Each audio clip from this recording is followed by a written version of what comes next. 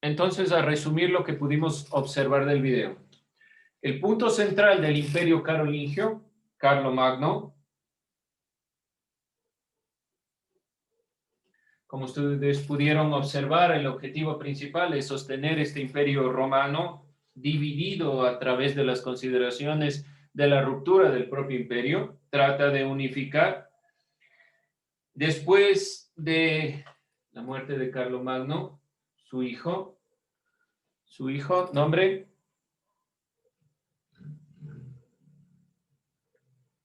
hijo de Carlomagno, Luis. Ludovico, Luis, el Piadoso, Luis Pío, el hijo de los, después se dividen estas consideraciones entre los hijos de Luis, se divide todo el territorio dentro del mapa que nosotros pudimos observar la anterior clase. Dentro de estas consideraciones, entonces, se va generando la lucha, la ruptura, la división del territorio. Dentro de estas perspectivas, dentro de estas visiones de los hijos de Luis o Ludovico Pío, Luis el Piadoso que le decían, va generándose una ruptura de visión y se rompe todo el imperio carolingio, que la perspectiva era mantener esta visión de la unificación. Tenía mucha relación Carlomagno con el Papa, que el Papa lo nombra directamente el emperador de todo el Imperio Romano, la perspectiva de todo el Imperio Romano. Estaba muy ligada a la visión, por eso también Carlomagno es uno de los principales impulsores del sistema feudal. Hemos entonces rápidamente revisado las perspectivas en el video, no se olviden puntualizar los elementos sobre el Imperio Carolingio. Hay algo que nos falta y que se relaciona con el siguiente tema, que lo vamos a ver. Las primeras universidades europeas.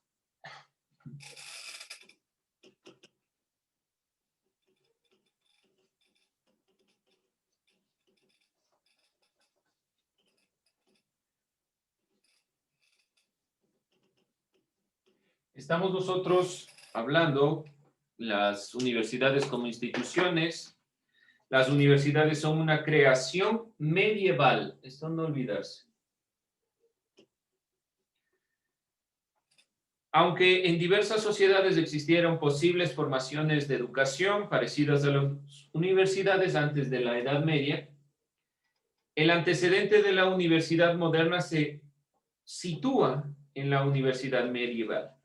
Entre los factores de orden social, político y religioso que posibilitaron el surgimiento de las universidades está directamente la perspectiva de la cristiandad.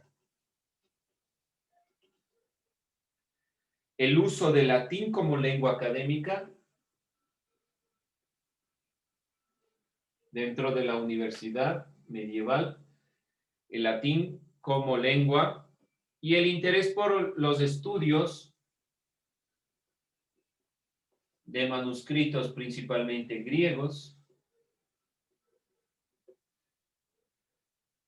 Estos conocimientos fueron difundidos en estas escuelas monacales. Acuérdense que hablábamos de las escuelas monacales como aquellas que van a estar guiadas principalmente por los monjes hacia la educación. Las primeras universidades nacen así en la época medieval. Estos elementos difundidos en las escuelas monacales posteriormente fueron superadas en las escuelas de las catedrales, las catedralicias. Las universidades surgieron a partir de las universidades, de las consideraciones y de las escuelas catedralicias. Estas primeras universidades entonces comienzan con las escuelas monacales. No se olviden de los monjes, de la consideración de los monjes, de la perspectiva de estos lugares hacia las escuelas de carácter catedral, catedralicias,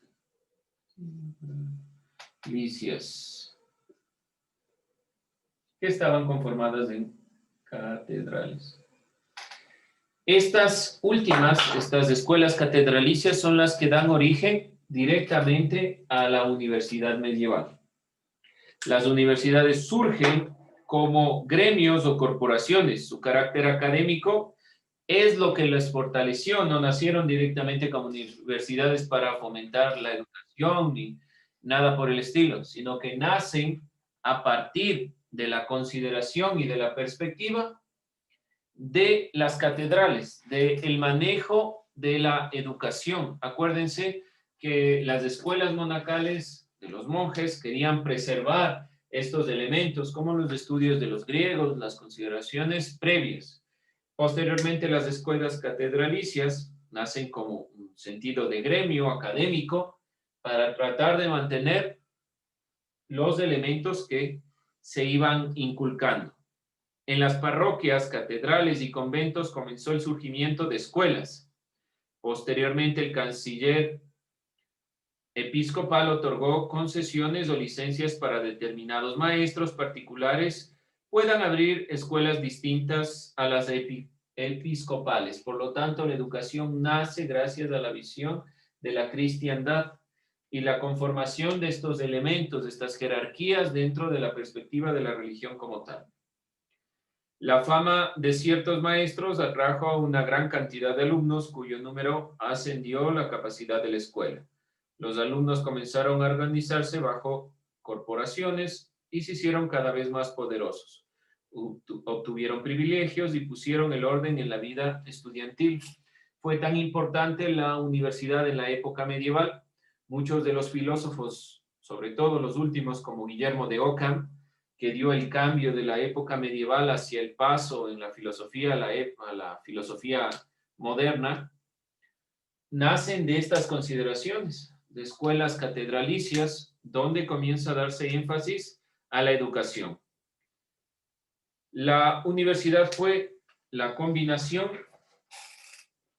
entre dos ideas. La universidad europea nace de estos elementos que nosotros hemos puntualizado y principalmente la universidad fue una combinación de discípulos y de maestros destinado a la formación profesional.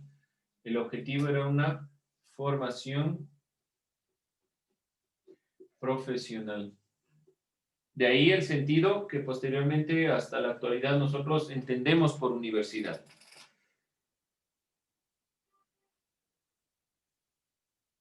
La palabra misma de la cual proviene universidad, de la palabra universitas en latín, quiere decir justamente este conjunto de elementos, de profesiones. La universidad viene de sentido universal, de estudios, donde se estudiaban principalmente los elementos relacionados con la naturaleza general y el porvenir de los países. Los elementos que se estudiaban estaban divididos y había elementos como filosofía que se estudiaban dentro de las universidades. El impulso inicial de las universidades fue independiente, terminó por caer en el control de poderes externos. A pesar de que las universidades iniciaron de forma independiente, y ese es el objetivo hasta ahora de la universidad, que no responda a intereses particulares de ningún tipo, que la universidad sea eso, un sentido de universitas, que sea todas las posibilidades en uno solo. La fuerza intelectual desplegada en la incipiente institución universitaria despertó el interés de potencias laicas y eclesiásticas. la universidad que había surgido de la necesidad moral e intelectual de la sociedad medieval, porque bajo esos criterios nace, bajo una necesidad, y la necesidad principal es mantener los criterios morales cristianos y los criterios intelectuales. Mantener los textos, los libros, las traducciones de los griegos principalmente, se convirtieron en instrumentos políticos de la monarquía. Pasaron de ser esta iniciación independiente hacia consideraciones de carácter político y de control, para que la iglesia ejerza poder sobre el pueblo. Por lo tanto, el Papa y las jerarquías de la iglesia, los emperadores, monarcas y demás, trataron de empujar a la universidad a involucrarse en asuntos que incidían en la vida política y religiosa para obtener el apoyo del conocimiento. Este carácter político que comienza a darse en la universidad va mermando la visión principal de la cual nace la misma, con la perspectiva y la visión de tener y mantener el conocimiento y la moral. La universidad tiene esa visión, pero se ha ido introduciendo como forma de poder. La universidad en carácter político también ha incidido en el poder. Recordemos hasta la actualidad consideraciones como universidades de nuestro país que tienen tintes netamente políticos, deciden consideraciones sobre lo político, sobre el poder en nuestros países. Y es lo que debe mermar en la universidad, porque el origen de la universidad es fortalecer y fomentar la formación profesional. Las universidades establecieron estas consideraciones ligadas a los emperadores y a los papas. Para el papado, las universidades fueron el medio más eficaz y poderoso para lograr el sueño de tener un gobierno de los sacerdotes. Recuerden que qué pasaba en las cruzadas. ¿Cuál era el objetivo político de las cruzadas? El objetivo político en las cruzadas era que los papas tengan un control sobre las monarquías. No logran esto porque no logran acceder a Tierra Santa. Después de la incursión del Imperio Carolingio, el Papa sigue teniendo una relación importante con el emperador. Así, el Papa le nombra a Carlomagno emperador. Posteriormente, y dentro de esta transición de la época medieval, se van generando las universidades. En la generación de estas universidades, aun cuando la perspectiva fue independiente y se generó esta necesidad, se apoderó el emperador y los papas de la consideración de la universidad para tener poder, y el papado quería nuevamente, por medio de la universidad, tener un control de tal manera que los papas sean los que gobernaran, un gobierno de los sacerdotes o monarcas en nombre de Dios. Por la necesidad de luchar contra ciertos elementos, los papas favorecieron la entrada de medicamentos a los dominicos y franciscanos en los cuadros universitarios. Ciertas consideraciones fueron rompiendo la perspectiva medieval de los papas e introduciendo otra visión en la educación. Vamos nosotros a terminar esta clase comprendiendo las primeras universidades, el rol de la iglesia que ha tenido en estas primeras universidades, para la siguiente clase hablar sobre los aportes culturales de la época medieval, un poco del arte, y con eso estaríamos nosotros terminando.